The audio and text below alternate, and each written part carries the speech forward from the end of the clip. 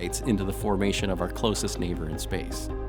We've seen comet dust return from the Stardust mission and asteroid particles returned by 2 Japanese missions, Hayabusa and Hayabusa 2. And OSIRIS-REx goes beyond those other missions, especially Stardust and the Hayabusa programs, by bringing back a lot of sample. We're bringing back, we estimate, about 250 grams of material, about the size of a coffee cup full of this precious, pristine carbonaceous asteroid sample. The OSIRIS-REx spacecraft is currently on its way back to Earth right now. On September 24th, 2023, it will release the sample return capsule, and that will land in the Utah desert.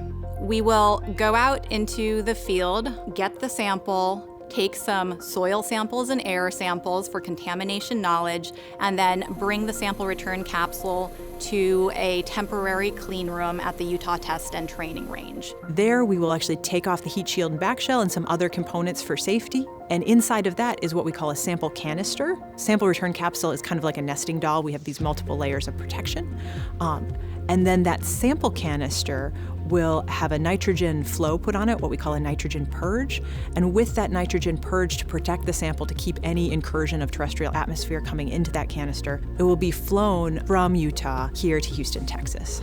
The Astromaterials curators at NASA Johnson are the best in the world. They are fantastic at preserving material. The samples will be in a special custom-built clean room. The samples themselves will be inside of a nitrogen-filled glove box. And then instead of that, they'll be stored in separate containers for allocation. The first samples will come out for the science team to describe what we've seen and produce a catalog within 6 months so that researchers around the world can write their own proposals to request sample. Oh, I am going to be so excited to see that sample and see how much we actually brought back from Asteroid Bennu. It's been a really exciting journey from launch back to sample return. That's a 7-year journey, 7-year process. And at that time, I will have been on the mission for about 7 years. And so it's going to be a wonderful culmination to this adventure of OSIRIS-REx. I joined OSIRIS-REx and became part of the mission about 3 years ago. It's been really incredible for me because I watched this mission launch on my cell phone when I was a postdoc. I heard about it get selected before I applied for my PhD program, and I remember thinking like, 12 years, it's gonna come back. I wonder where I'll be. And it's so amazing to be here and be part of it. Playing what feels like to me a very important role in it is really incredible. I've been waiting since 2004 for an asteroid sample return mission.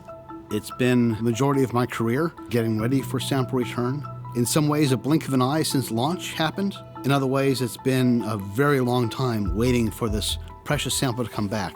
It's going to be an emotional, joyous, gut-wrenching event all at the same time. I can't wait.